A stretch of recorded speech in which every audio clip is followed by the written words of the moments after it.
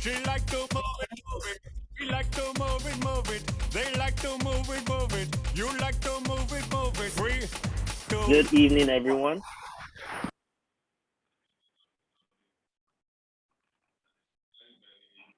Good evening, everyone. Thank you very much, Song Israel, for the amazing music to get us started. Hope everyone's excited this evening. I've got my XS and my protein shake. But today we're going to be covering a few topics of importance as business owners. And we're going to have a few leaders share their experience with us on these topics. And this is going to be a meeting that's done on time, quickly, and all these ideas are going to be passed on to us effectively by these leaders. And I'm not going to waste any further time. And I'm going to use opportunity to thank everyone for joining in early and punctual. That's the base of our business, and it's lovely to see that. I see everyone's beautiful faces. Obviously, the team etiquette is to have your videos turned on, be muted unless you're asked to speak. And if there's any questions, eventually there might be time for that in the end. And just a shout out to all the speakers that will be speaking tonight. Thank you very much for the time you're giving us this evening. And before we begin, I'd like to invite Subodh and Tina, and also Arsh and Anshul. These amazing leaders will be talking about the phases of the business, phase A, B, C, and D. And we're going to discuss about this topic between them. And let's enjoy it. Take notes if you can. And if you have any questions, save them. If we're able to have questions in the meeting, we'll do that. If not, you might have to get in touch with your coach or mentor to clarify on these points that we talked about today. So without further ado, I'd like Arsh and Anshu to come on stage, and I would like them to be pinned and spotlighted, and also Subodh and Tina. Thank you. Round of applause for them. Thank you, Daniel. That was an amazing introduction. We're here, Harshmeet and Achal, plugging from Vancouver. Uplines to us, Subodh and Tina, who will be joining the call with us and being part of this discussion. Uplines to them are Platinum going Q12, Sachin Kinkar, and mentors none other than Sid and Roop Ganguly. But before getting started, I would pass the mic to Subodh so that he can carry forward with what our topic is tonight and how we want to proceed from here. So here's the stage. Yeah, awesome. Thank you, Arsh and Achal. Thank you, Daniel, for inviting us to the stage. And rightly said, like we will be discussing about the business phases and some of the things that we have been learning recently, especially from the talk that came up this Monday. But do run it by your upline, and Sid and Roops are is there as well. So do run it by them if you hear something which is different. But yeah, like very, very excited for this session today, discussing about business phases, especially with Harsh and Achal, who are themselves consistent phase C IBOs, and developing their team as well. So very, very excited to have this discussion together. So yeah, main thing is we will be discussing about framework as well as mindset, but the only thing to keep in mind is framework is just there to develop the mindset.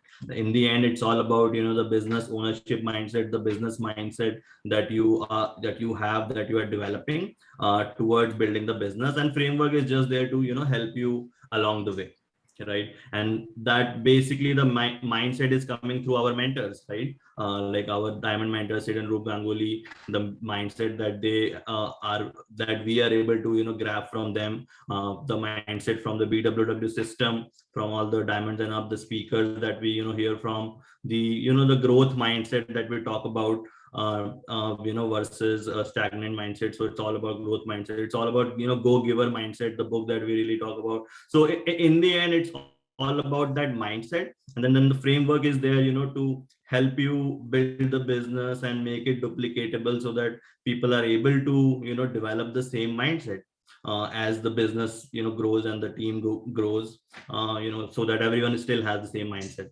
So yeah, so that is the main thing, and we will go over like framework. But what do you guys how about you guys, like Harsh and Achal, do you guys want to give maybe a quick overview of different phases, just so that people can follow along, what's the agenda, what are we talking for the next 20 minutes?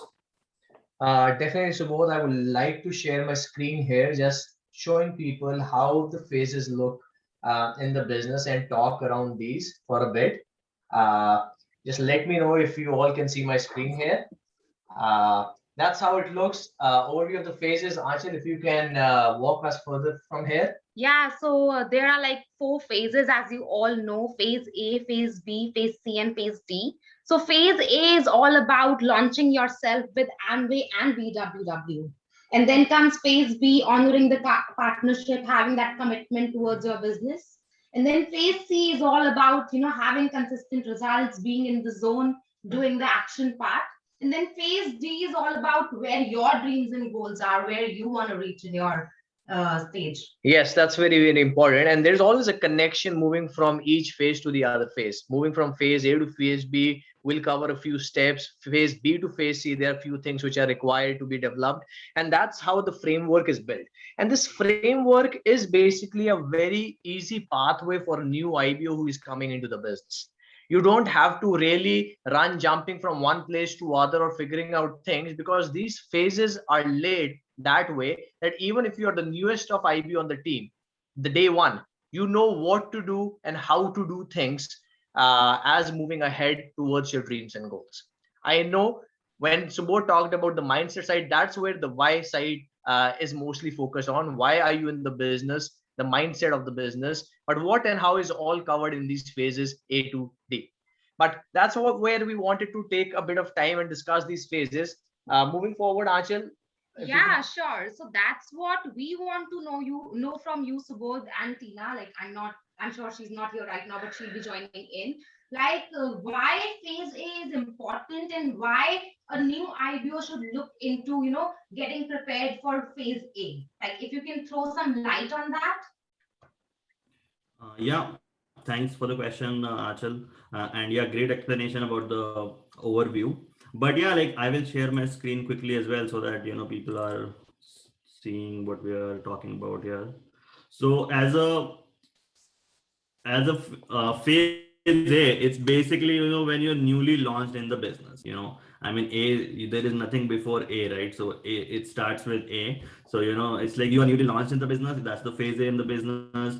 You meet with your upline for a couple of times, discuss the goals that you are working towards. And then you also discuss what are the habits that you would be developing in as a phase A IBO, as you are taking this business along with whatever you're doing with your full-time work, with your studies. Then what are the habits that you would be developing alongside with that? How much time I will be taking out on a consistent basis, figuring out time in your calendar to be able to do the business, to be able to read and listen, use and then use products and communicate with your upline. These are some of the habits that you are developing as a phase A IBO, and as part of the 30-day core run. And why it's important? Because in the end, it's all about the habits, right? Like the habits that you develop, especially initially, they stick along with you.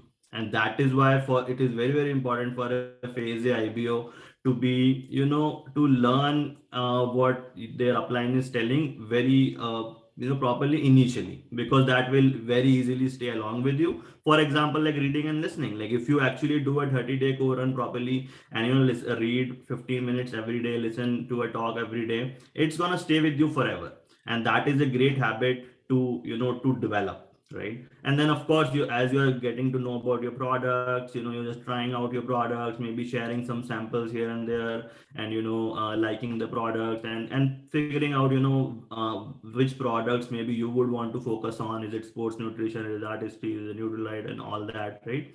And then communicating with your upline, how you're learning, what you're learning, and basically also understanding the finances. So not just the time, but also the finances that go along with the business. So let's say if I'm starting with a BSM subscription, that's $35, simple things like that, right? Like $35, $50 a day, a month, sorry, $50 Canadian, let's say $45 monthly. So that's an investment towards your business, so that understanding that as well on a longer run of figuring out the time, as well as maybe if ready, depending on the new IBO, if they're ready, starting with networking as well.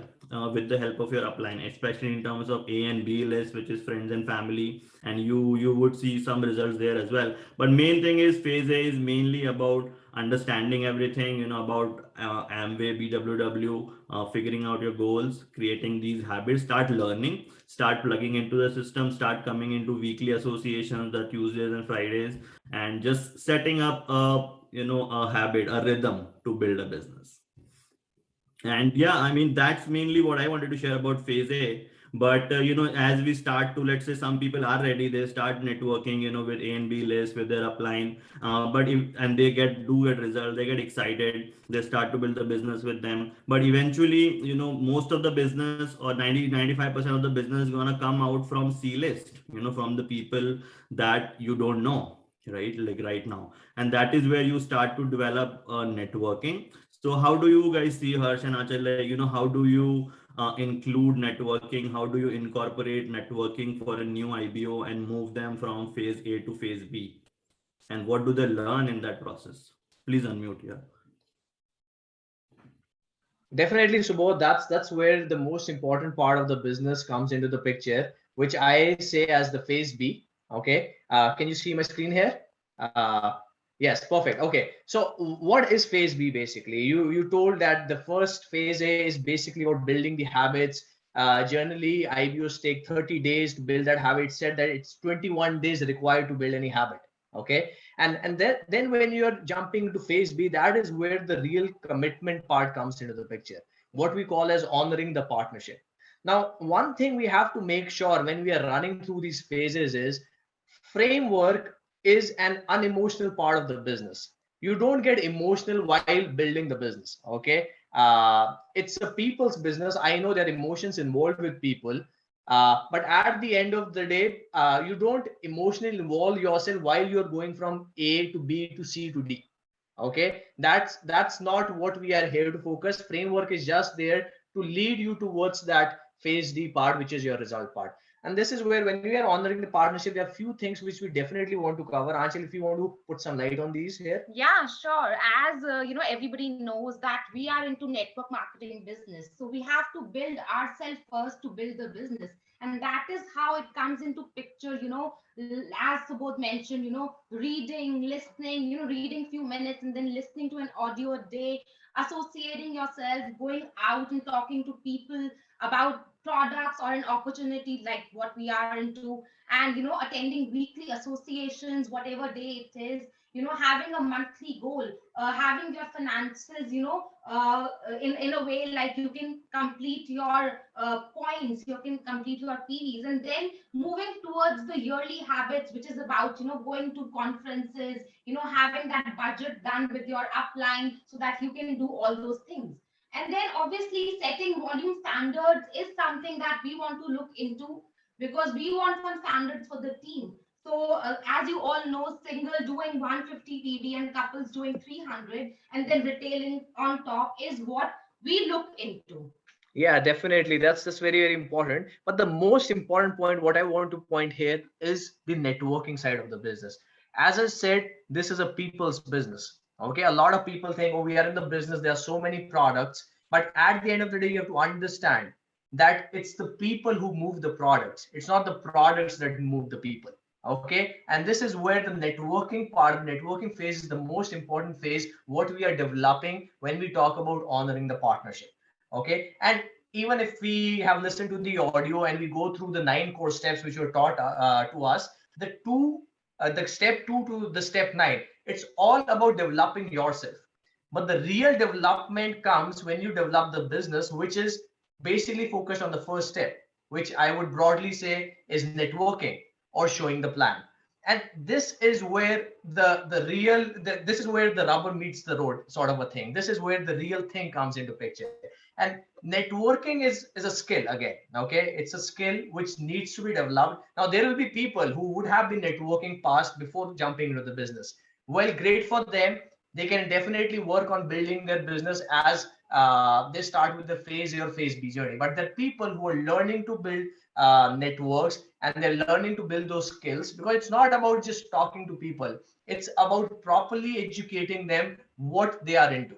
And this is where I believe when you are in phase B, honoring the partnership and working on building that networking skill, leverage your uplines. Okay, this is where that trust and relationship comes into picture. When you have a great trust and relationship, transparency with your upline, the networking phase is easy to take over. And that is what we term as play huddle play. Very simple is when you are in phase B, you are working on basically talking to your family, you're talking to new people. Your mindset is at least talking to one person a day. When you are dropping the message to one person a day about the business, you are going through different sorts of people, different sorts of emotions. And this is where you have to realize again, it's the non-emotional part of the business. That is not where you have to stress much. But if there is anything that comes back as a feedback, go back to your coach, go back to your upline, huddle with them, understand what could have been a better method, or if you what you did was the best method, and then start playing again. And this is where you run from phase B to phase C, working on a 90-day core run. It can be a one-time 90-day core run. It can be a multiple-time 90-day core run. But that 90-day core run is where you basically work on building that habit of networking, dropping that message every day for months, for 3 months, and once you have done, continuing that month after month after month. Now again, anybody who comes in the business doesn't do that. Like, it's not like if you have put 90 days, everybody would start doing everything, and for first 90 days they'll be all set to drop message on everyday basis. And this is where you have to also understand the mindset while you're building the business is that where do you want to go? Okay, because our end goal in this business is to get to the phase D. But to get to the phase D, we have to understand that we have to commit on the networking side to get to the phase D. We have to drop messages on every day. We have to launch people. We have to lead them. And this is where you can also clock while building this businesses with a method of +1 and -1. If you are coming out of a comfort zone, doing something, put a +1 to yourself. If you are not doing something, put a -1 to yourself. And as you go further and you see that there's a lot of -1s which are happening to you, that means your business is not progressing, and that's a negative side of the business. Your whole goal will be to build that habit for 90 days where you can keep adding +1s for next 30 days to 60 days to 90 days and build it as a habit so you can move it to phase C, where you can take the leadership in your hands. And that is what we wanted to really discuss in the phase B side. But the most important phase, which I would say where the real success lies, is the phase C of the business. And I will like to ask both to really put a light on the phase C part of the business, like what really phase C contains, what should be the mindset of an IBO, and why is it very important? Why do we say this is the game-changing phase in this process? So, Subodh, if you want to take the screen from here and let us all know about phase C, that'll be great.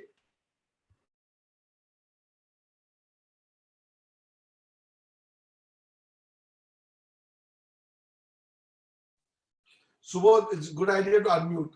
Yeah, it's very good idea.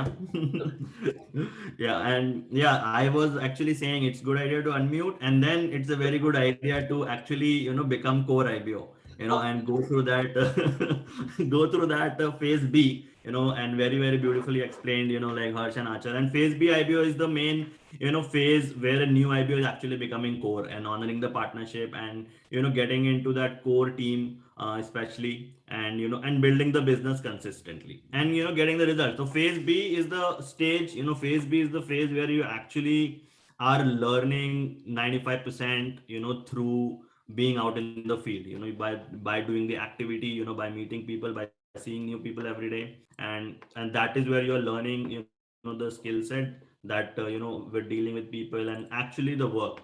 And when you do that enough, multiple number of times, like Harsh mentioned, in terms of like core runs, like multiple 90-day core runs, and you're developing that habit as well as you're starting to get results, as a phase C IPO, you are, still consistent. You are doing all of that, for yourself, consistently showing the plan and consistently guiding people through the process. But along with that, you're also developing that consistent results in terms of volume, as well as in terms of, networking, in terms of expanding the business, in terms of launches, in terms of, everything, in terms of customers. And that is also a phase when you see, people taking complete ownership, complete business ownership of themselves, B2C basically, but as a phase CIBO, you are actually empowering and helping others build the business as well. So you have taken complete ownership in that sense, and you are thinking for yourself, you are thinking of your business as a business, right? And that is what the business mindset that we were talking about initially, because now here you are a independent business owner, completely building it as a business, treating it very seriously, and developing consistent results and helping others develop results as well. And that is really, the phase to be, and it is a very good phase to be in, long time as well, because you are developing result, because you are growing, and after that is just the phase D, where your small big goals are, and smaller goals taking smaller time, bigger goals taking bigger time. But phase C is the stage that you want to strive to get to as quickly as possible, right?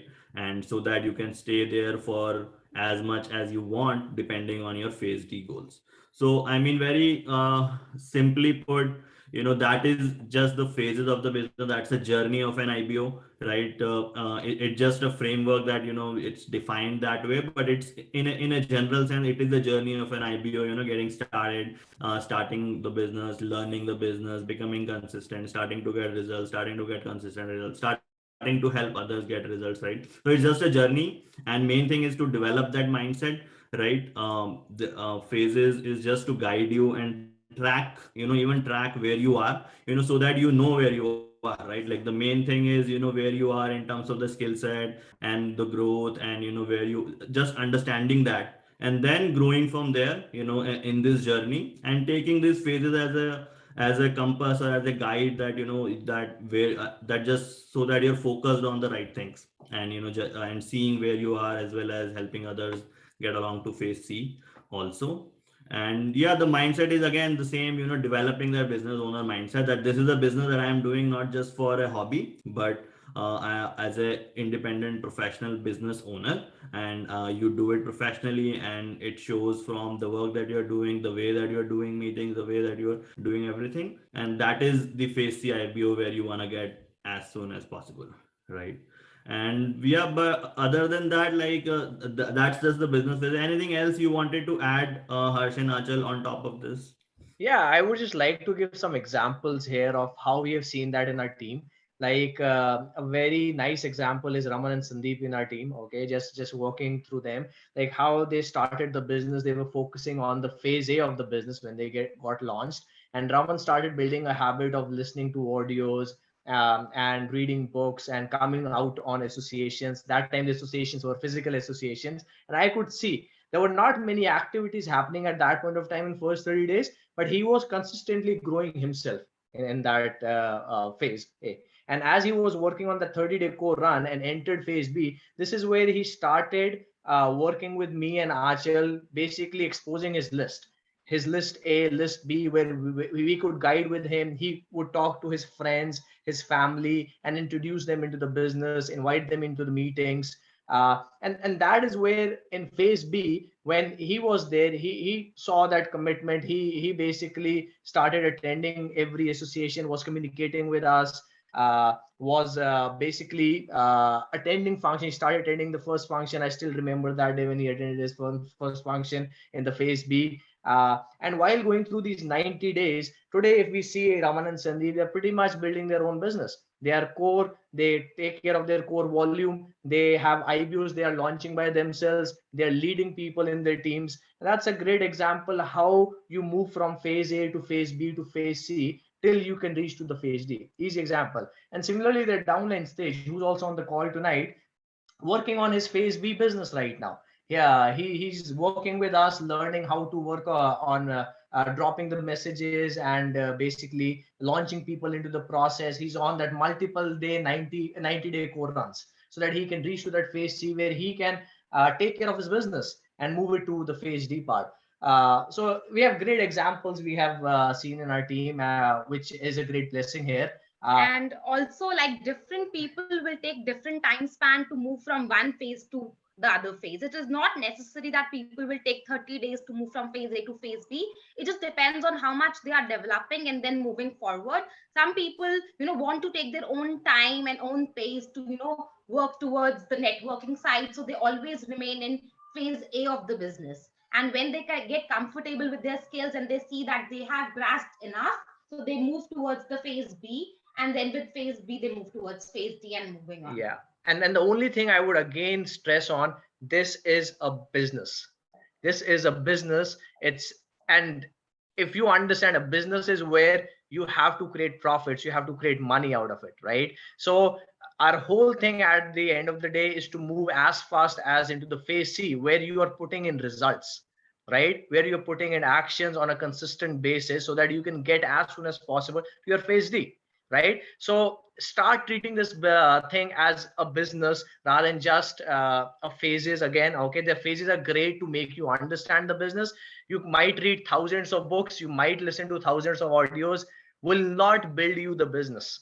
Okay, the business will only happen when you are really doing the consistent side of the work, getting the consistent results, which is moving from phase B to C and being in phase C for the longest part of your time. And that's where you don't want to spend a lot of time in phase A and phase B. But Subodh, if you want to end this up with some audios which would you like to recommend to IBOs here on this call, there's a lot of IBOs who are in their first 30 days or 90 days or probably have been in the business for some time now. Anything you want to suggest as literature or audios which they can go through and make much better understanding of ABCD phases? Yeah, so there are a couple of audios, that you can go through. But again, all the education, like, Harsh mentioned, all the education is only gonna count till 5%. You have to really get out there and get dirty and, start working. And why we say get dirty? Because when you start doing a lot of work, you will start facing rejections as well, right? And you will start facing no's, and that is where you are developing that character. That is where you are, fighting the fight and as a phase B and phase C IBO. And that is the most important thing, because you may get some results, let's say, from your A and B list, but the main thing is to develop that character so that you can sustain the business and have sustainable results, and and keep it duplicatable, and so that you're able to make it duplicatable. But in terms of the audio, yeah, there is a one recent, again I can share it again. It's like BWW. There are a lot of audios actually on every different steps of the process, but there is one audio that came in this week, which is phases of the business. I don't know the BW number as such. Also, there is a streaming by Nick and Stephanie Nwake on the phases of the business, which was also released few months back. Plus, you can also search, in terms of individual steps as well, the work that you do, and then that they also talk about, different ways to approach different phases of the business, and we have listened to a lot of streaming on 9 core step, 4 basics, though all that mindset and all that work is still valid, and you can all still listen to that, and it all makes sense, because like I said, it is just a framework. So don't get hung up on this and that, just follow the mindset and keep growing towards your goal. That's all I wanted to say and end with. And with that, I think we're done, and I would like to pass on the stage to the host, Daniel Olwarding. Thank you. Yeah, one thing I want to just cover here, Subodh. I had this thing made, and I think it might help the IBOs here as well, which is basically this. And this is happy birthday to my boss. Okay, my boss in present, Sid, happy birthday to you.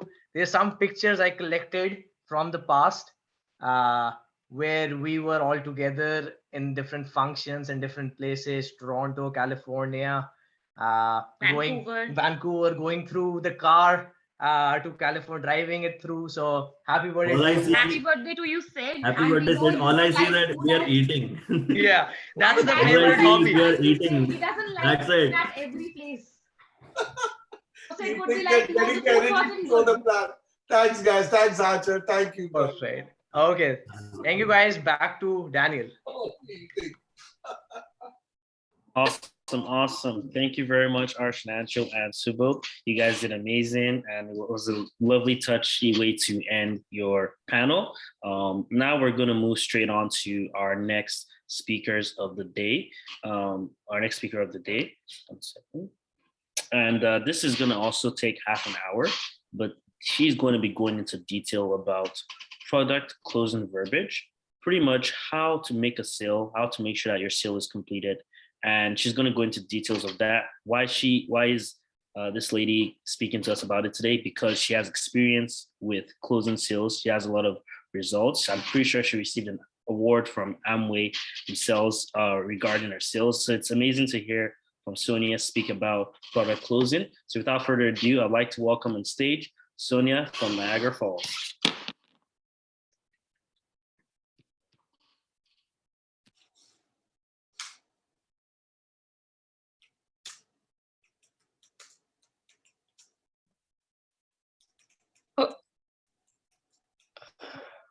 Okay, thank you guys. I was having a little issue with unmuting. So good afternoon, everyone.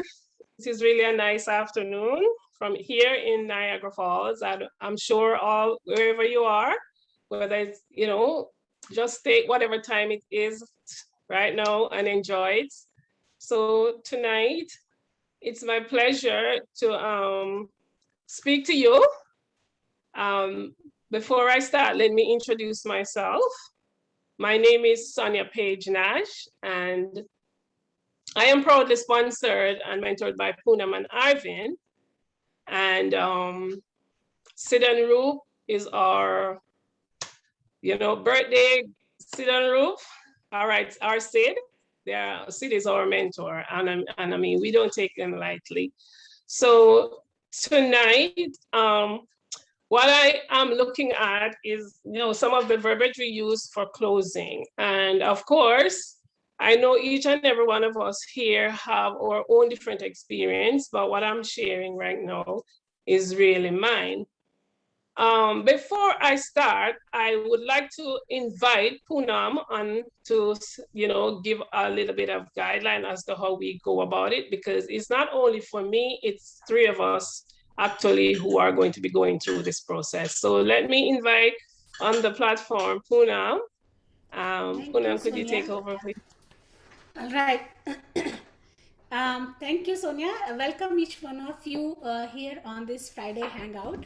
And thank you, Sid and Roop, for making this agenda. I mean, this agenda is not something we just hear and then talking about.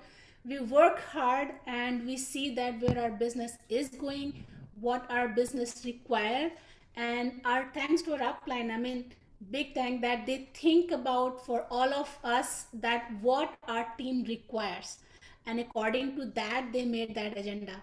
And thank you, Sid and Roop, again for giving us, my team, as an opportunity that whatever their strength is, they can come up and share with other people so they can also get benefit.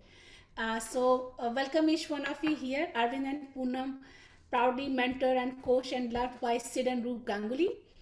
And we are here today to just share some ideas and tips that how do you retail and sell the product and close the deal.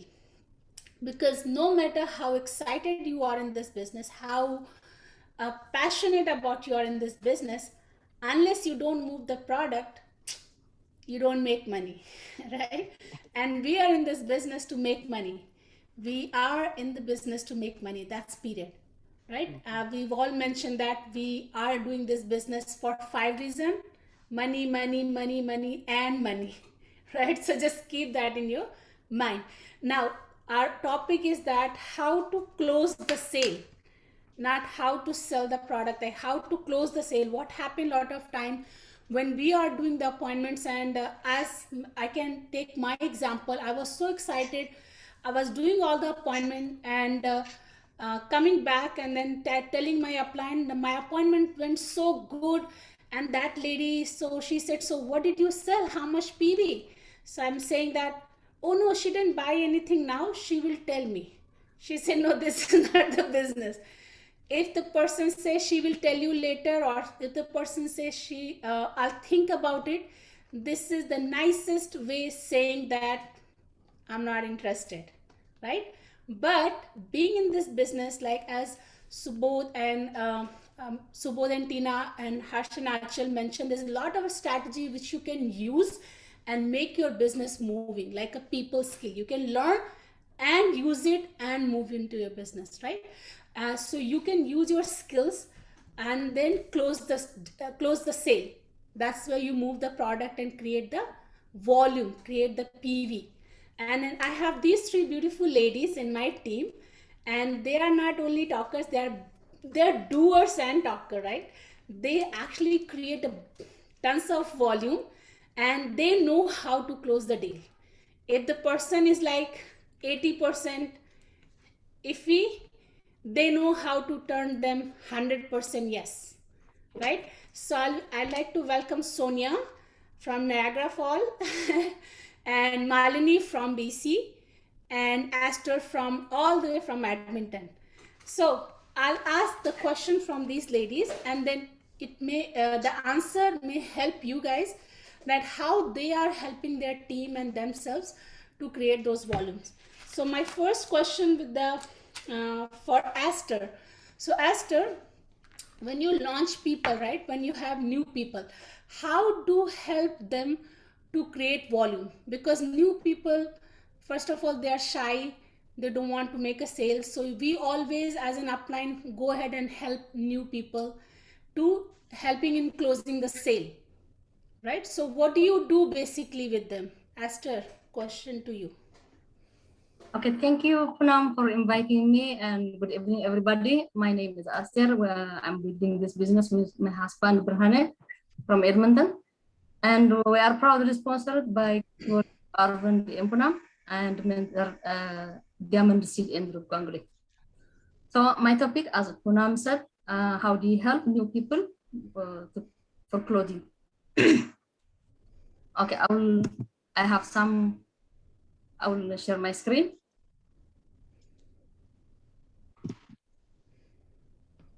Oh.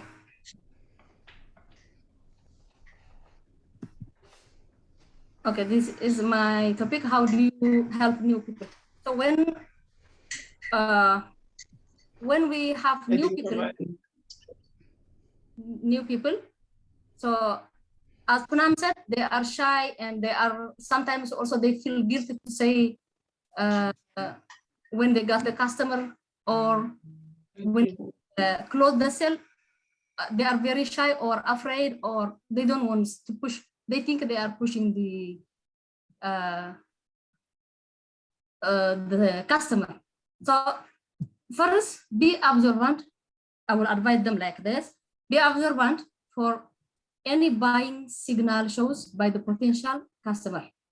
So you have to observe if the customer has interested on that product. Then restate how the product has benefited their needs. After you see this, ask for the sale by asking them to make the purchase on the phone or my shop. But some customers are very stubborn. Then they keep asking you a question, they challenging you. Then if this customer interrupts us by asking the cost, then move to address price value. State the price and ask the customer to order today. So this is the first for the new people. I give advice, and they can add their own opinion too. And next, oh sorry, we'll have to back.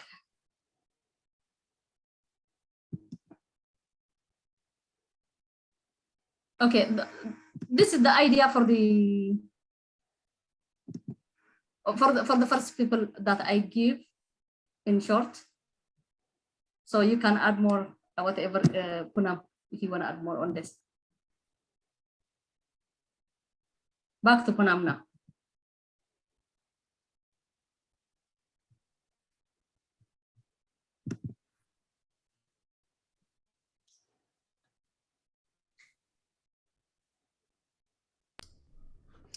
Yes, Esther, you can go ahead with your slide. You are doing great. I mean, Yes, as she mentioned that with the new people you have to do this way. You also do the grand opening with those new people. So do you want me to continue? Yes. Okay, Continue. okay. Then next slide. How do you help to set the grand opening in person and online? For example, this one is in person. Grand opening, it helps to introduce your products with customer. So I encourage the new people how to sell the products and how to introduce. One is this one, the grand opening. Should use the products, but the new person, the new launched person, they have to use his product 100%. They have to know their products. Then after you know your products, from your experience, then you can explain for the customer. So I encourage them first use your products 100%. And during the grand opening also, you have to have enough products for that grand opening. They are old. They know they don't have to do on me. And another one is to have promotion. Promotion is very important. For example, if you have if you buy $150 on this product, then I will give you this much promotion. For example, small products. You can get free shampoo or free hand lotion or body lotion, something like that. But that promotion you have to prepare on like flyer. Another one is virtual. Nowadays, it is easy to use your products through all the technology. And through virtual or online, the grand opening, they prepare the products and a nice way. You have to decorate it on your table, even the on the in person. You have to decorate and you have to prepare your products in a nice way, and you have to give flyers for in the neighborhood. In this virtual also the same. You have to prepare and you have to have enough products to show the customers through Zoom, or it can be through app or Microsoft Team, whatever convenient for you and for the customer. And flyer for promotion. So those things, it helps us to introduce our grand opening through virtual. And the same, when you close the sale, you have to ask them, they have to order today. Then they said, as Punam said, they will say, I'll think about it, it's expensive. They give lots of excuses, but at least make them to buy something. Then when they buy something, even small thing, then they know the product, the quality of the product. Next time they come back to us. So we don't have to be afraid to ask them. Just let them buy something. So we have to create that skill. Another one, how do you invite people for grand opening? So as I said before, posting flyers in the neighborhood. If you are doing in person the grand opening, and we can contact people. In our phone, there are lots of people. So we can contact people even whatever in North America. We can invite the people in our phone, in our contacts. Then we can prepare the grand opening and make them to introduce with your products and make them to buy. For example, those people, they live in US, for example, they ask us, we have to ask them to register as a customer. Then they can get Amperk points too. So not only using the products and using the products, this quality, and they got the Amperk points. So by using these techniques, we can make, we can close our sale like in a nice way and make them to buy at least some products. So for me, is this is thank you, Esther. Enough for now, and back to yeah. I hope you gave. I hope like people are getting help from your tips, and definitely I'm sure So you can stop sharing, Esther, now. Thank you so much for sharing these tips. My another awesome lady is here, Sonia. My question with Sonia is that, Sonia, there's a lot of people in our business. We have small product, then we have big ticket items called e-spring, air purifier, and iCook. There's a lot of people who get scared to even talk about those products, and then they are not much in that product in promoting or closing the deal. You are master of it. How do you do that? Do you want to share some tips on that? Yes, thank you again. Thanks for that question, Puna. And you know, these items that you mentioned, you know, these are items that all new IBOs, at least at first, should have, right? Or if you don't have, you try to have it. Because with me, when I started out, you know, it took maybe a little while for me to understand the whole thing, but gradually I figure out how to do it. So for example, we'll start with, say, the vitamins. I would purchase for myself first. That's the idea. And then what I'll do, I would have surplus. The surplus that I have, when I go and I meet people, I always say, you know, if you smile with me, you're gonna have to buy something from me. That's just my motto. So what I do with whatever products I have, my intention is to, when I go and talk with them, I'm gonna listen to what they're complaining about, first of all. So when I listen, then I recommend what, you know, based on what they say. So in terms of the vitamins, I will, you know, promote based on what their needs are.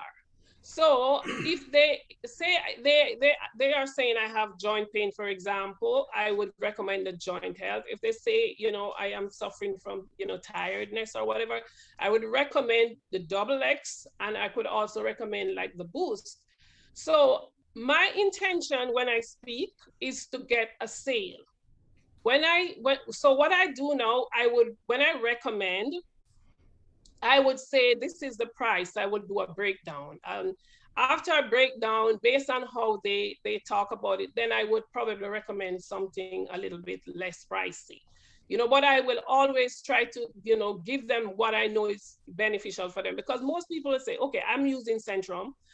And I would say, okay, instead of, I mean, I'm not going to bash what they have, but I would say, try this one. And then I would break it down as small as, to the even the dollar, to let them understand the value. And what I'd also do is, you know, compare them in terms of, you know, whether they're organic or whatever the case may be. So my whole intention is to make a sale. So I will not leave without actually, you know, getting them to buy. If they are fussing about the double X, then I will go to the daily, and I will make sure, you know, I would work with them. You know, what I do with some of my clients, I'm talking about with the vitamins right now, I would say, okay, let us work on a payment plan, because it depends on who you're going to. The whole idea is that we're going to make a purchase. So not the vitamins is just one off. I can also give you what I do with the air purifier. For example, in recent time, you know, everybody talking about COVID. So what I do, this lady, she was complaining. I went in and I explained to her, you know, this is what I've been using over time. And in the long run, she was able to say, let me take this, let me take the item. And my idea is that to close the sale, I am going to say, give me a portion of the money, right? So some people might be running away, say, oh, it's too expensive. But we have to figure out a way how we can get them to understand that this is valuable. And recently I have a sale with the air purifier. And what I did, I collect 40% upfront. And then over time now, I am going to be able to collect the rest. So the whole idea is that we have to listen to what the needs are, then we recommend, and the whole idea is that we're not going to leave without a sale. One thing we have to remember is that we're adding value. We're not taking anything, we're adding value. I hope that answers your question, Puna. Yes, Sonia, thank you so much. You really do sell. I mean, last whole year, Sonia pretty much sold 3 water purifier and 2 air purifier. And then so she does, and then also I cook also. So she's Right. good in that. And then, of course, if person is asking, sometimes she does payment plan too for them. So you can always ask because product are excellent. My another awesome lady is all the way from Vancouver, and then she's also master of her skill. That what she does, she sells lot of product in bunch. I mean, it's not one single product she sells. She sells like, okay, 4 or 5 products are there. So she's a master in adding the product and also in cross selling. Cross selling is something. So I went to deliver the vitamins, but then I also sold the artistry product, or I went to deliver the artistry product, but I also selling the kids vitamin. I went to deliver the kids vitamin, but selling the home care. So she is very good in that. Let's hear from Malini. Hello everyone, I am Malini from Vancouver. Thank you, Poonam, gave me this opportunity. My upline and mentors are Arvind Poonam all the way up to Sitan Roop Company. My topic is how do I add more product when I retail the product, right? So first of all, I am the customer for my product. I have to use my product 100%. If I don't use anything, I don't know how to, only one, okay, I use only one system. I don't touch other product. I don't know how to explain about that. So most of the people has a different problem in their skin. So I have to get to know, if I get to know about it, I have to try all these products because I also has a problem. I don't know. So we have now I have a virtual app here. So if the customer come and ask me one product, the customer they don't know how to explain their problem. I am using cream, I need a cream. That's what they ask. Okay, why you are looking for that cream? First of all, I wanted to find out why and what product you are using, what you are using now. So I wanted to know their budget, how much budget they can uh, pay for the product and everything. So they asked me one product, then I wanted to give them, okay, for example, it's a skincare cream.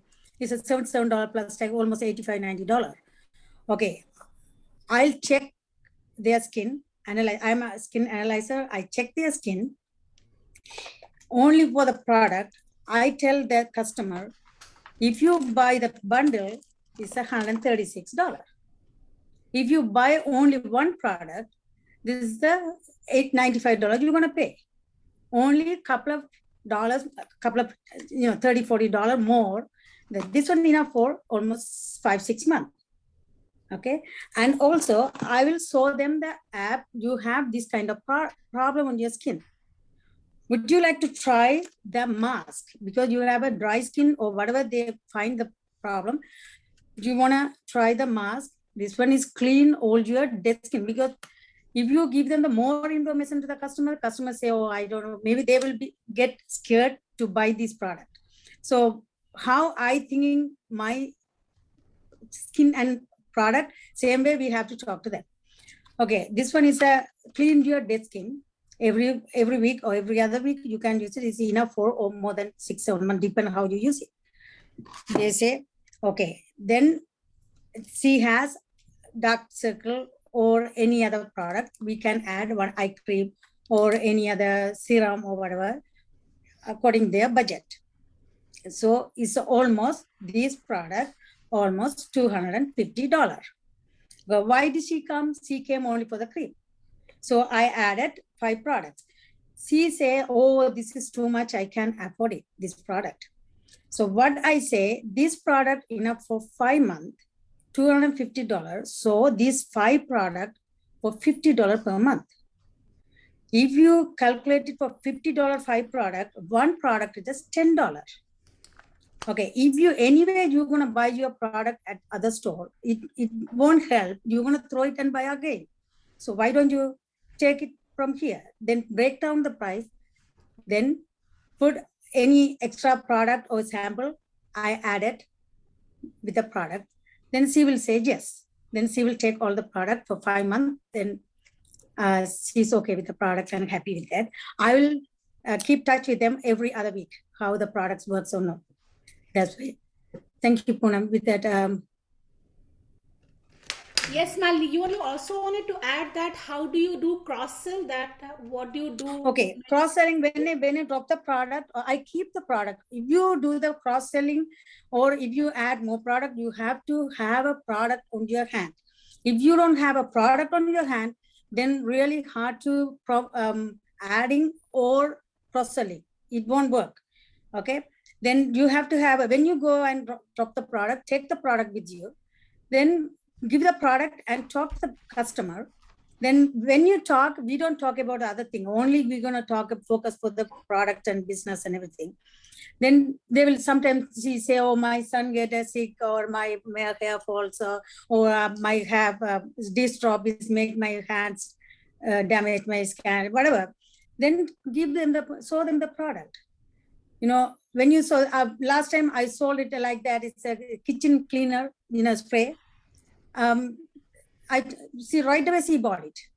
So you have to have the product, not expensive product. I mean, exactly that more than $20 or $50 price, just less than $20.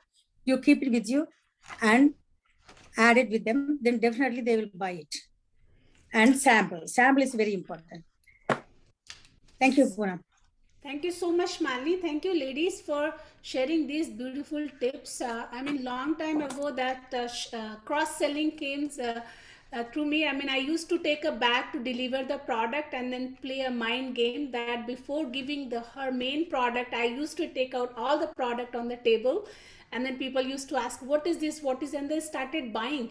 And I didn't know what to name that. Like later I came to know this is called cross-selling. So, and this is amazing. Sometimes you even sell more product than your main product. I still have a quick question from all three of you. If you can quickly answer in 30 seconds. So Sonia, what do you say when people say product are expensive?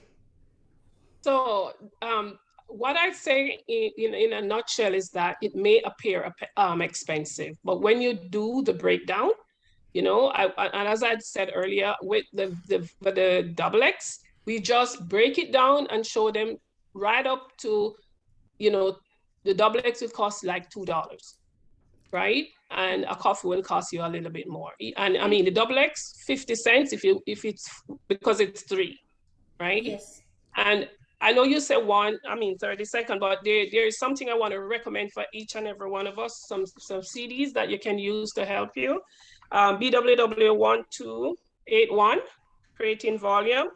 BWW1005, leading with products, and BWW818, making beauty breaks. And if you do not have this copy, you should get it. How I raised myself from failure to success in selling, and try get Go Giver. These are 2 books I recommend for you guys. Mm-hmm. Thanks, Sonia. And Esther, what people ask when they are like about to close the sale, and then you are about to close the sale and they suddenly say, will I get this product from outside in the market, or how do I know these products are organic? How do you deal? What do you tell them to close the sale? Yeah, I told them it is traceability. You can trace it from the seed to plant and up to the product of that. And then people also ask that I like it, but then I already have so many in my shelf. So what do you tell them? I recommend for them, those they have in shelf, it is chemical based, just I recommend for them, put them in the garbage. But sometimes some people, they pay money for that, they won't finish it. If they finish it, it is up to you, but I recommend it is a garbage. Thank you. So Malini, what lot of people say that before they are closing, they say, oh, my skin is sensitive. I like the product, but my skin is sensitive. Yeah, because my skin also is sensitive. I tested analyzers every time. I am using the sensitive cream we have. This is an organic product. So you can try the product, then you won't get any damage. If anything happened, then I will take it away from you and pay you back. Yes, that's actually excellent. And Malini, you wanted to recommend any CDs for people, how to close? Yeah, because the CD is Artian Chala, Artian Ravi, the 2418, BWW 2418. Then that one is the that's a panel. It's the very good information and tips in there to how to everything, you know, about the product, artistry product. Wonderful. Yeah. Thank you so much for sharing those many tips, ladies. The main point is that you got to use your product, and for the selling, you have to develop your skill, which CDs and books can help you. And to go out and do this work, definitely you need to have a goal. If you don't have a goal, you don't push yourself to selling, because selling is not comfortable at all at any level. But then when you do it because to achieve your goal. So thank you so much, ladies, and hopefully that this will help everyone. And back to our host, Daniel. Thank you. Awesome. Thank you very much, Arvin and Poonam. Thank you very much, Sonia. Thank you, Aster. And thank you to Melanie as well. It was a great panel. I like how everyone came together to be. I like how everyone came together to be united to get all the ideas across, and it was amazing. And now we're going to move on to the next session of today's meeting. We'll be moving on to how to launch a new business partner properly. Yes. And I'll be making use of, we'll be needing Gujrat's help with that. We'll also be needing Israel's help with that, and also Chris as well. So I'm going to pass it on to everyone I just mentioned. Please spotlight and pin them for me. So welcome once again, Gujrat Rehal, Chris Weed, and Israel Olujobi. Thank you, Daniel. Yes, great panel today. Great panels. Great job, guys. Thank you, Daniel. You always need my help. Ha ha ha. Just kidding. So I'm happy to have Chris Weeb and Israel Olujobi join me on verbiage to launch IBOs. That's our topic for this evening. So verbiage, what is verbiage? It's the words, right? It's what you say. And it is not just what you say, it's how you say it, when you say it. And these two guys that have joined me on this panel, they have great track record when it comes to people experience, sponsoring people, and personally sponsoring people, right? So they've paved the way with their own efforts. And that's something everyone should strive for. Verbiage to launch an IBO is a skill. I self-taught my skill. So I'm Gurjot Rehal from Winnipeg, and my upline platinum from Vancouver is Sachin Kinkar. Upline to him is Himanshu. Awesome line of sponsorship. I'm coached and mentored by Sid and Roop Ganguly. And I am working on my Eagle Plus structure. So you should figure out the Eagle Plus, double Eagle structure. It's how you create a profitable business. To create that structure, you need to become proficient in the art of sponsoring. To sponsor someone well, you need to know what to say, when to say it, how to say it, the verbiage, right? And so that's what our topic is today. Launching someone is about them. It's not about you. So Chris and Israel, why do you guys think it's important to use proper verbiage?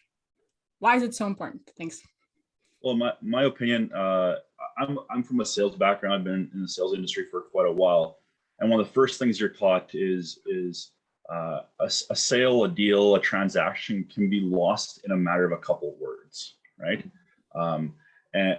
And you know, that transitions, I think, really well to this, right? You know, because especially with the Zoom era, tone and inflection is a huge part of what we do, right? So it's not just the verbiage itself; it's actually the way you say what you say, because the way you come across can mean several different things with the same term, right? So just make sure that you know what you're going to say before you go into a launch, right? And be prepared, right? Absolutely, great points, Chris. Yeah, I think that definitely is very, very important to understand what to say, because it does set the tone.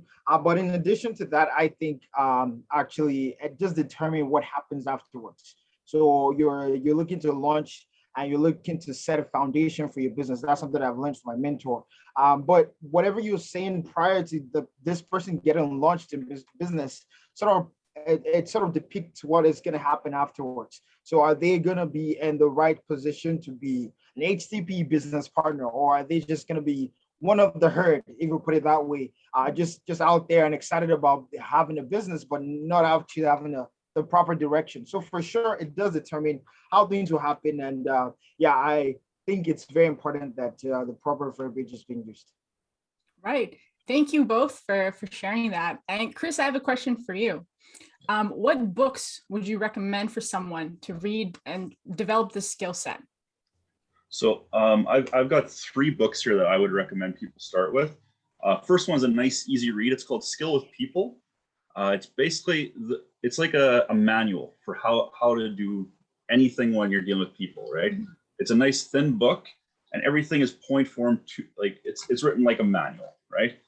There's no fluff, there's nothing like that. You know, you want to know how to interact with people. It's a chapter on it, and it shows you point form, boom, boom, boom, boom, right? Second book is How to Win Friends and Influence People, right? Because when you're launching someone, you want to be their friend, right? And how you're going to gain trust and influence is by befriending these people and becoming an influential speaker, right? Finally, Personality Plus. This to me is a very important book to get and to read if you're trying to build a large network. Reason is you have to understand who you're talking to and how to deal with people of different personalities or different ways of dealing with situations. You have to be ready for that because not everybody's going to be like you or think like you, and you have to learn how to interact with other personality types. So, Israel, do you have some audios that you would recommend for us? Yeah, definitely. I think the combination of reading books and listening to audio is actually perfect. It's a perfect way the BWW system has been able to help existing IBOs as well as upcoming IBOs.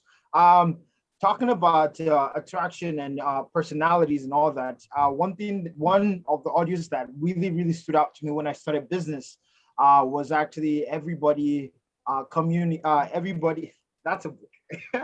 That is a book. Accelerated Sponsorship Through Good Communication. I love that book, by the way. But Accelerated Sponsorship Through Good Communication, that one is a huge one because it Donnie essentially sort of breaks down different personalities and how you actually connect with them. And that actually helped me when I went into doing MGs, because I was more so a person that wanted to do the activities myself, but I was not getting a lot of results. So it wasn't until when I sat down with my coach at that point, and he basically just told me, okay, listen to this, listen to that. And then one of the audios he gave me was that one by Nodone. I think it's BWW, oh no, I think it's EC18, something like that. I'm pretty sure if you search it up, you get it. But that for sure set the tone for me, because from there, I knew who was like me, excited. They talk a lot faster. And someone that is obviously quieter, and I have to sort of change the way I approach certain person. So if they're talking loud, I can talk loud. If they're talking quietly, I have to make sure that I'm talking quiet. I know it hurts me because I'm a very loud speaker and out there kind of guy. So I have to do it to connect with the person. Another one, this is a very underrated talk. And I think if you've not listened to it, do listen to it. I think it's Follow Up and Follow Through by Sid and Roop.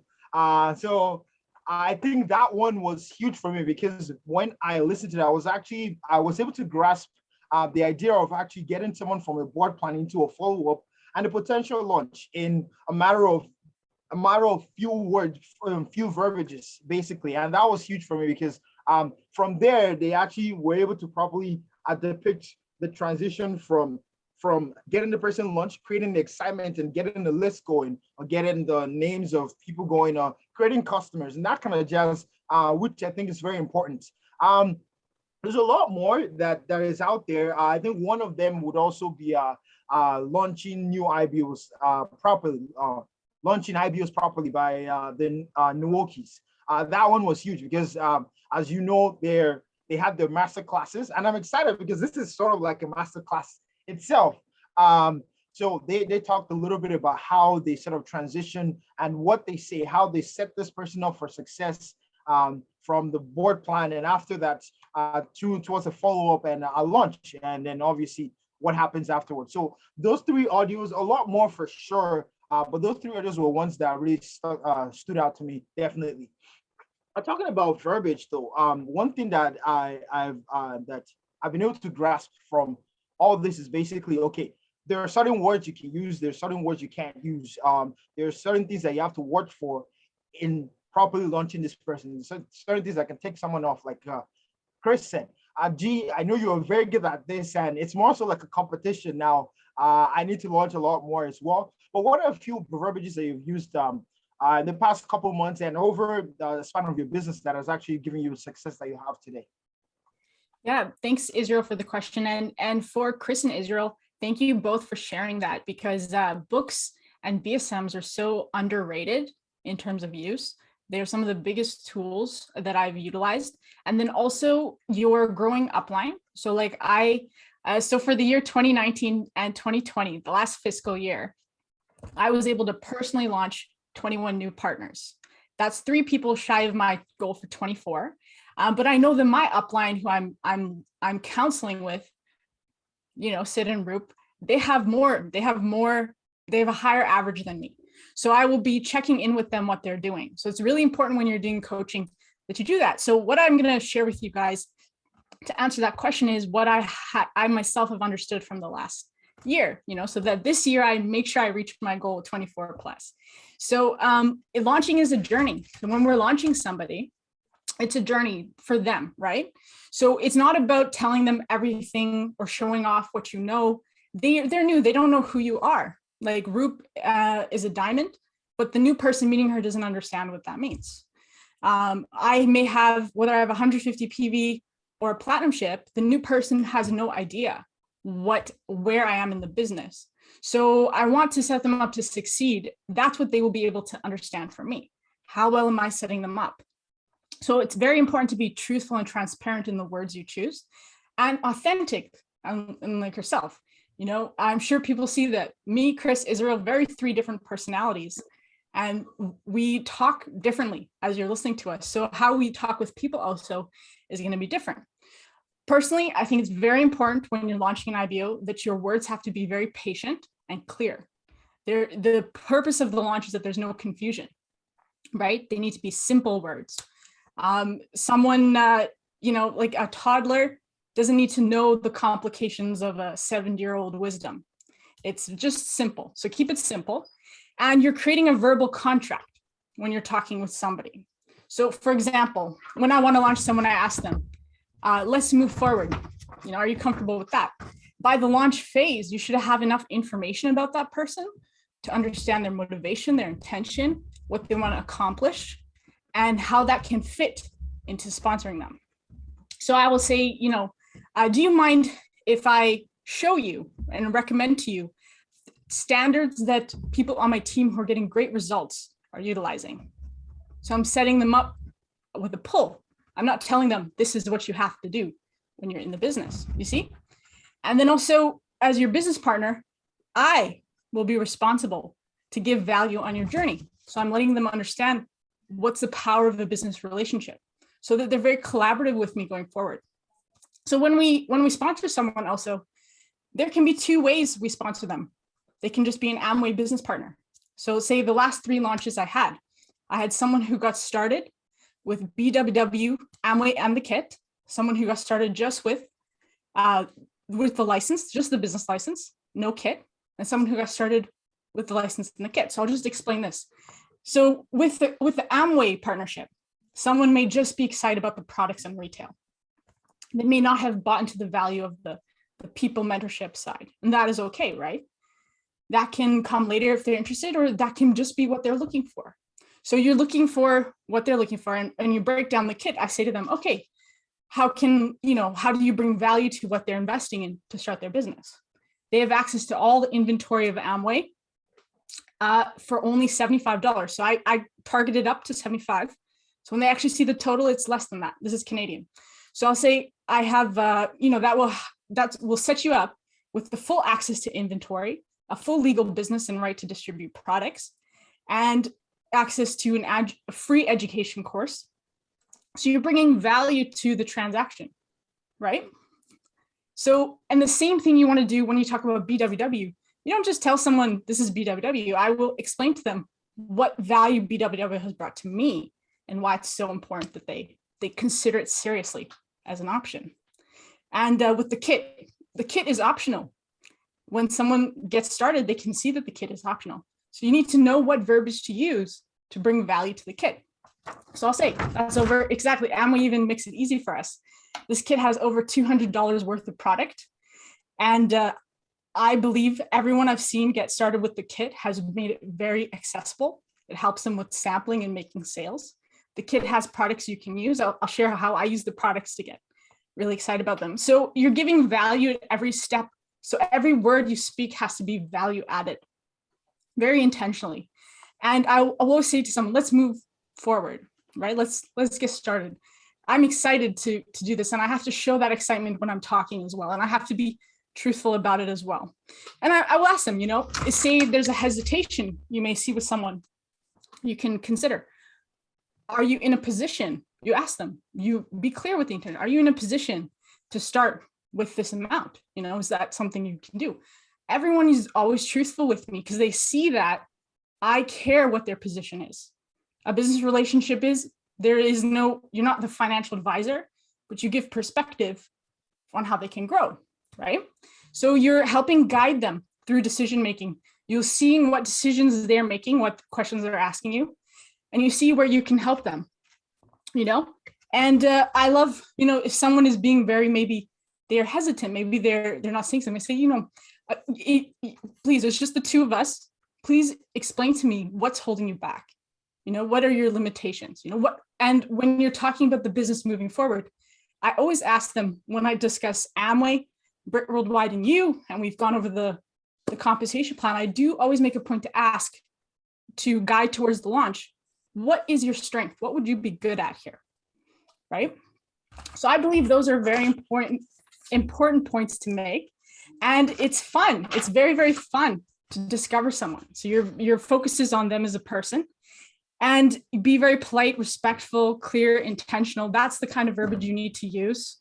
Enough discovery in the MG. So it becomes about people skills. Like Chris and Israel covered this very well with their description. So in terms of, let's say Chris, okay, since you're here, Chris, let's say we've done the board plan, okay? And let's say your credit card is maxed out, but I don't know this, okay? But you're excited and you want to get started. Okay, so you're also an auto sales guy, so you have sales experience. I'm sure you've come to points in your sales experience where someone is not, they want the car, but maybe something's holding them back, right? What are some descriptive words you've used that you see really help people feel more comfortable with you? If they're opening up to you and they say, hey, like my credit card's maxed out, right? Hey, no problem. I know how you feel. I felt the same way. I've been in a similar situation before. What I did is, I just waited till I got paid. When's the next time you're getting paid, right? Maybe we can get you started then, or depending on your relationship and how you feel with the person. Hey, you know what? No problem.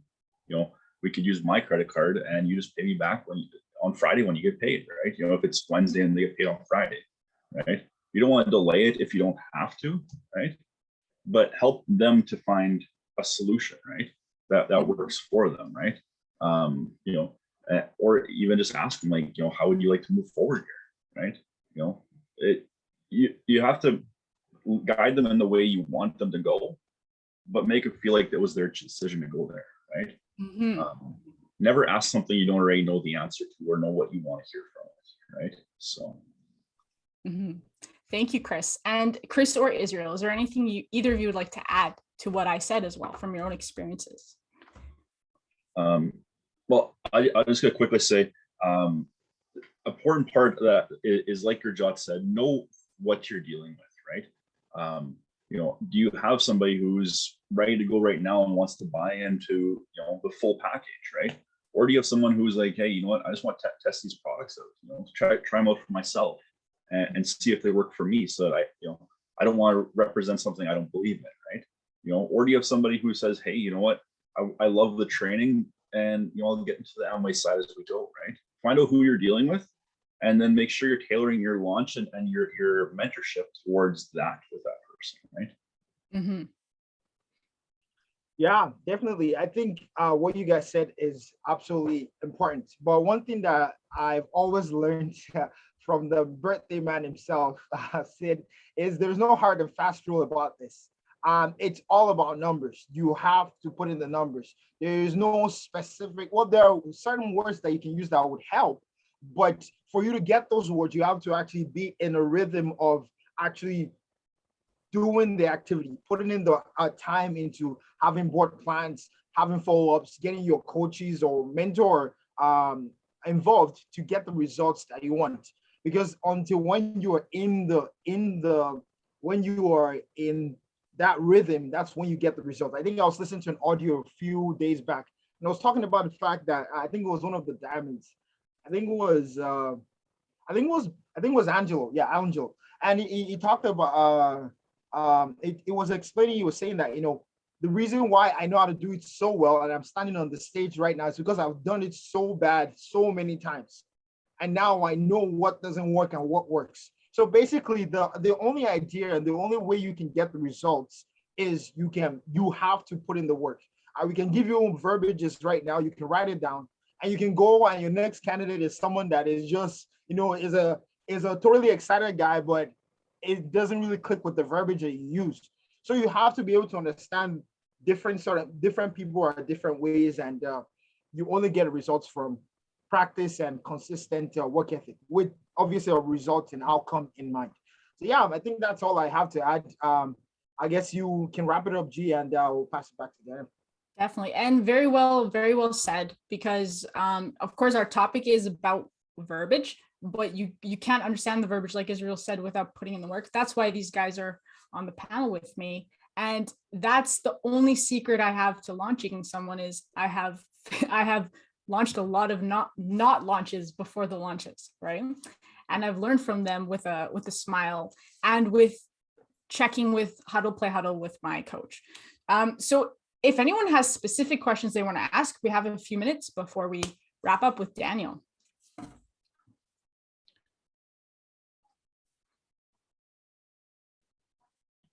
Hi, Sachin here. Go ahead. Yeah, go ahead. Thanks. First of all, thank you so much. All of you guys made so much sense, maybe because I'm doing so many activities. So a question for Gurjot, or anybody can answer. So what I sometimes fail, where I try to struggle, is to bring up the subscription for Brit Worldwide. So I don't know, is it again, depending upon, as you mentioned, person to person, what they're looking for, or let's say if person is a lot more experienced and very educated and they value education. So have you had an opportunity where you have gotten registered people on both the platforms at the same time? Actually, Israel can answer this question because he's done a very good job of increasing his BWW subscriptions with his launch. All I would say is I've also been there, and it's about what I said, like bringing value to what the Worldwide system does, having a lot of faith in the system. And also don't let somebody who said no, maybe because of money or whatever, defer you from bringing it up with the next person. Like don't let the knots affect the wills. Go ahead, Israel. That is a really good question, because I was also in the same position, personally trying to requalify for my eagleship with a stronger, a better business, obviously better foundation going forward. But one thing that I started to incorporate was the aspect of putting in the BWW subscription right at the start. So the way I do it is basically I looked after going to the follow-ups, asking the questions that are necessary, sort of prepping them for okay, let's get you started. That kind of question. Before I say that, the last night I talk about is okay, this is how much it's gonna cost. What is the breakdown? So ideally, as opposed to just talking about the Amway registration, I actually sum up either Canadian or United States currency. I actually sum up the whole thing together as one price, because as soon as I start to mention multiple prices, then they start to have a little bit of complication. The simpler it is, the better. So I talk about the license itself, and then the starter kit, and then with that I talk about the BWW subscription. So I explained to them again that it is an awesome package. There are so many other packages, but the most basic and the best one to start with is the streaming BSM. So basically, this is what it offers. I go into more details on that, and I explain to them that it's something that I think you should start off with, because it's just like going to school, getting your registering for classes, but not getting the textbook. It doesn't make sense. So you should get this with your subscription. And I emphasize that it is a monthly subscription, but at least for your first couple months of business, if let's really assess and see how this actually helps you. And that comes into personalizing it to whoever it is. So let's see how this helps you. And most of the time, it actually does make a difference. That's sort of how I go about it. And I've gotten a lot more success in personal launches and also launches on the team for sure. Thank you. I hope that answers your question. Yes, it made sense. I'm going to try that. Thanks. Yeah. I think Sachin has a question. It's okay. I think she asked a partial question, but anyways, my question is that let's say if you're launching someone, everything is going fine, and suddenly, like you guys mentioned about maybe there's some hesitancy about getting launched. So would you offer them to launch, or under what criteria would you offer them to launch without the starter pack, or we don't even give the option, like the product kit? So there are two ways you can launch, right? One is with the product kit and one is without the product kit. So would you put that option there, or how would you handle it? Personally, if it's a financial concern of theirs, I do exactly like Chris kind of said in his car example. I find out what they are able to do. And if I think from the process that they're worth the risk, maybe I would offer them, because we have the sponsor pay option.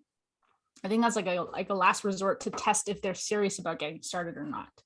So I think if they don't want to get started, they won't. And if they want to get started, they'll look for ways, or they'll tell you, I will have, like they'll be kind of forthcoming with when they want to get started. I hope that answers the question. What if anyone else can add? My personal experience is I just want to see. I think every person when they're ready, they'll be ready. And there's no way someone doesn't have $75. There's no way, personally. So I think then, yeah, don't take away the kit option and see if that changes, because the kit doesn't make or break a business partner. They could get started without the kit and be exceptionally phenomenal in business. Yeah. I can add a little bit there. I think what you said was right, but something that is important that I always try to do is I sort of, depending on if it's maybe a bigger setting like the VES, or if it's a one-on-one meeting, I try to just slip in the aspect of getting a license and potential starter kit during the process of the board plan, or maybe like the first follow-up, because during that period, I'm sort of prepping their mind to prepare them to either start to maybe set out to budget out some couple hundred. I usually say a little over $200. So a couple $100 to budget that out for their actual kit. So maybe mentioning it prior would sort of save you the time during the follow-up or during the launch process of, because I've had some examples where I clicked sign up and it was all exciting, and then gets to the payment option and it was like, oh, no, I don't have the money. So before I started telling them prior, so then there are no complications while doing the launch. That's a very good point. I think our time is up, but it's a very good point, because a person's wondering the whole time you're talking to them, how much is this? So if you tackle it early on, then they'll listen more attentively to what is this, I think. So those are awesome questions. And thank you everyone for your attention in this panel. Thank you, Chris and Israel. Thank you, Citigroup, for organizing this workshop, because they really do help. And the whole team is thankful for that. And happy birthday, Sid. Back to you, Daniel. Awesome. Thank you very much, Gurjot. Thank you very much, Chris and Israel. Lovely to see that you guys are answering questions as well from people in attendance. And in the spirit of our birthday celebration today, I'd like us to roll that video.